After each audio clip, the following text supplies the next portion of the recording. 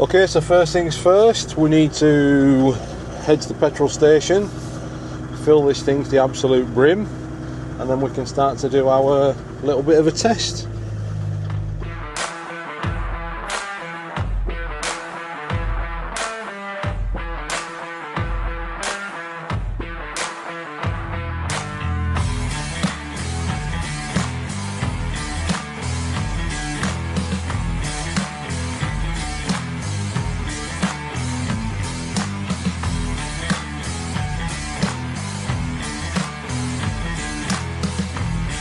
So we're going to try to do 100 miles, but then what I'll do, I'll just deduct however many miles to the amount of fuel that I put in, and I'll figure out the miles per gallon. It would be quite good to do actually dividing it by 100, because quite often other places do, oh, how many miles to the 100, so we'll try to do how many miles to the 100, hence to trying to do 100 miles. I don't know how many times I need to say that, but... So first stop is the petrol station.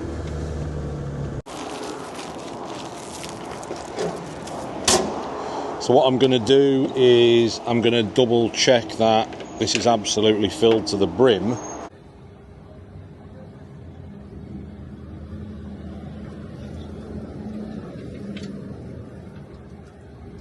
All the way full.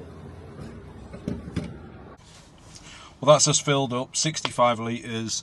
I've zeroed the speedo. It's at 172,393 miles currently, with 0-0 on the trip. So now we're going to head up into the Yorkshire Dales, have a cup of tea, take the dog for a walk, and let's see roughly how many miles to the smiles we get. At a guess, from what my maths tells me of my previous trips, with the canopy on the motorway, I was averaging around 24 to the gallon, a little bit of off-roading thrown in. I don't have the canopy on now, so I'm a lot lighter. I'm gonna guess, saying that though, I'm going off-road, so that'll bring the MPG down.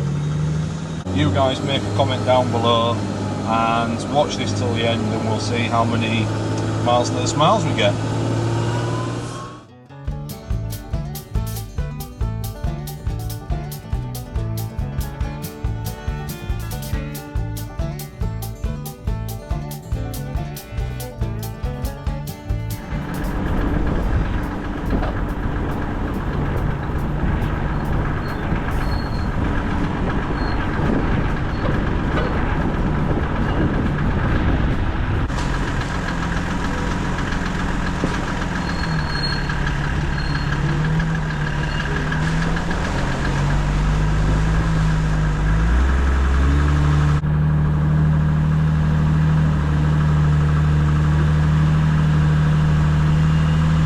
So I'm now on the first off-road track.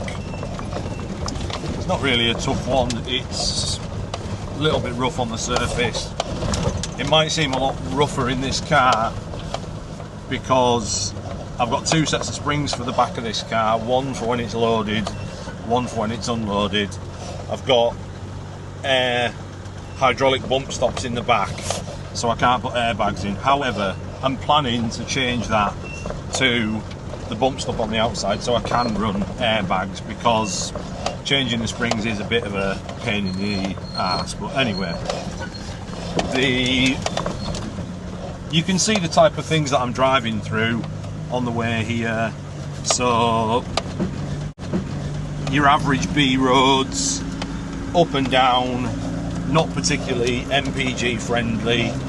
I'm not in low box, I don't need low box down here. So I'm in high box, and a little bit of a talk through the gearbox. So if I go into first, I do get slight engine braking, not a massive amount, but I do get some. So I'm hoping when I do the swap to the 8HP, I also get an element of engine braking. Until the swap happens, we won't really know, will we? But we'll cross that bridge when we come to it. the gearbox temperature driving down the road sort of seems to stick around 60 degrees. The nice little water crossing there. The only time it ever gets warm is when it's going up a hill. You've got a lot of torque slip, and that's where, you know, a gearbox is going to get warm. But ultimately, it's never got to the point where it's too hot. Heat is the arch nemesis of an automatic. If you can keep an automatic cool, you'll have a good gearbox. When I'm using the gear stick manually, it's really good to be in a lower gear and let the engine rev, rather than being in a higher gear and putting a lot of torque through the gearbox, because that's what's making the torque converter slip, and that's what's making the engine and that's what's making the gearbox oil get hot. So my advice would be, if you're running a 722.6 and you're driving off-road, you know, use it manually. Like now I'm in second gear, I don't really need to be in third. I had the different springs on, I could be in third, but anyway.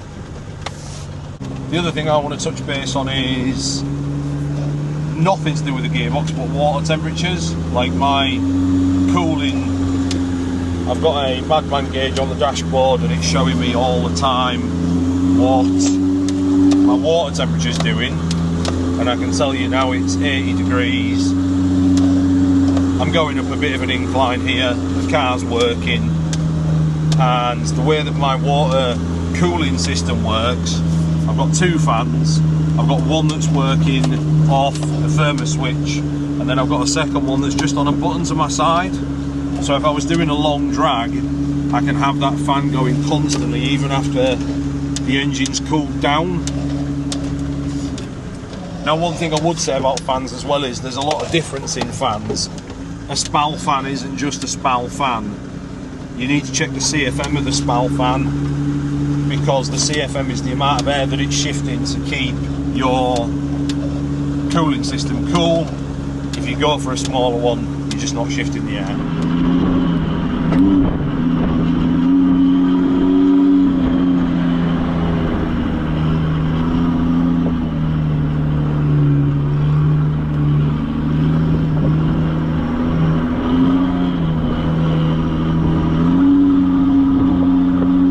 Here we are, top of the moors on an absolutely glorious sunny day.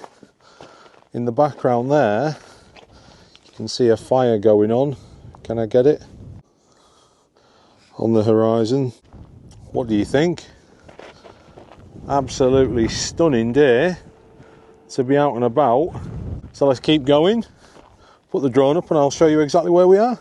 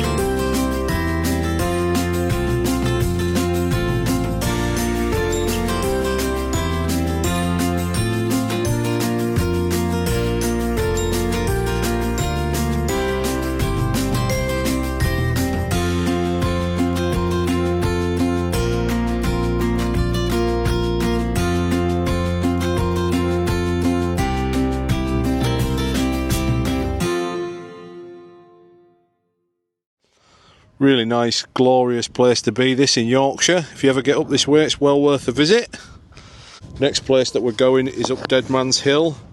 So it might not be easy to make out, but there's a track that goes across there, and it actually goes right round and along, and then we're going to go over the top of that hill, and then we're going to head over towards Leyburn, Fremerton Edge, round, and then start to make our way back. It is now 4:30. Can I get that on there? Yeah, been out for a while. Need to start making tracks because I'm going to be out here all night and this is going to turn into a night mission. What do you think, Diesel? You ready for a cup of tea, boy? So this is a public road. You can legally drive over the reservoir. Quite a nice thing to do. And when it's flooded, it's quite spectacular. You can stop here on the right hand side. There's quite a few nice lookout points. You can see the water at full power spewing through the reservoir. I mean, it's really impressive. Anyway, onwards and upwards. What's going on here, Diesel? They must think we're farmers. With this flat tray back, they must thought we've got a bale of straw for the lads.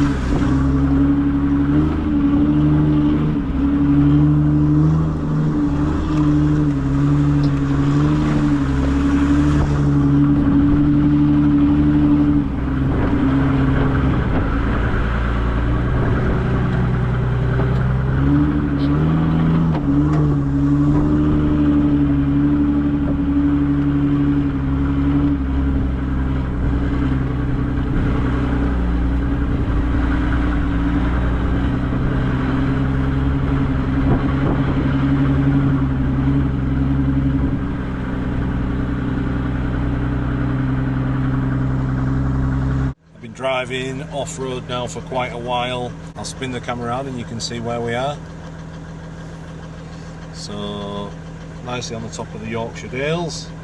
I just thought I'd go through some stats, so hopefully this comes across. Yeah, you can see there, look, water temperature 85 degrees, oil temperature 90, 17 psi of oil pressure ticking over. Transmission temperature down here, look, 81 degrees, and that's where she seems to be sat. It seems to be liking that. I'm not in low box, I'm in high box. Just leave it in second gear manual. This is all to sort out yet, so don't worry about that. And it'll just stay in second gear until I get to a hill, in which case then I'll select first gear or low box or whatever I desire. But yeah, so just a bit of an update on my miles. I'm currently at 37, so I think it should be quite a good road, off-road mileage comparison. I think we'll have a cup of tea when we get here, AGs. What do you think? Hey? Yeah, you look like you need a cup of tea.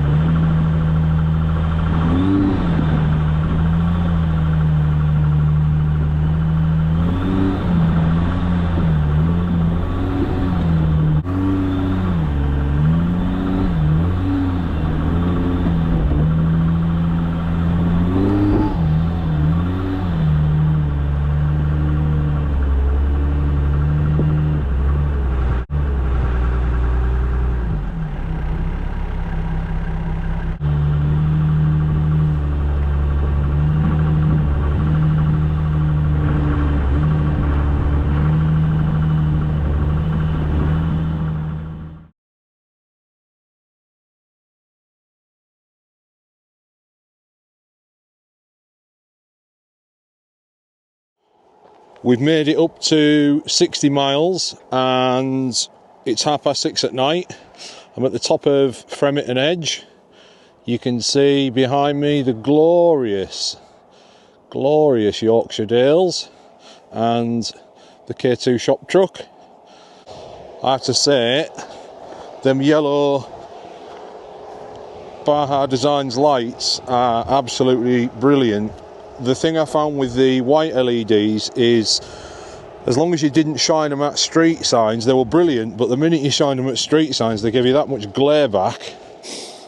It was a bit tricky. I'm pretty sure you can get some amber filters for the Rigid Industries, but I've actually always wanted these lights, so that's only on dip there as well.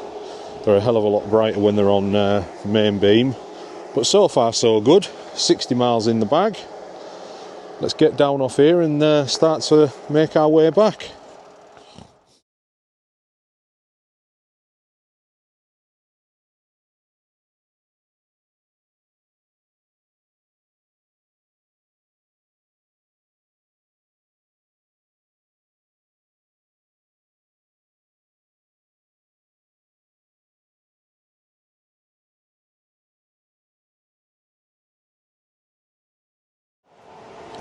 Well, there we go. We're back in exactly the same petrol station.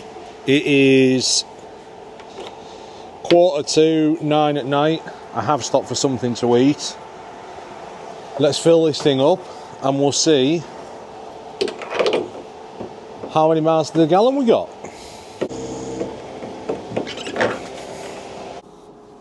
Okay, so we did a grand total of, just try and get a little bit closer on this thing here. Hold on. Come on. 114 miles dead. But how many litres of fuel have I just purchased from the petrol station? Are we going to reveal it now, Diesel? Who doesn't want to see a 0 to 60? That's the next thing that I'm going to test. So then I've got a comparison for the next gearbox to do a 0 to 60 on, and then in the end we're going to go back to the shed and we'll then reveal some numbers, so stay with us.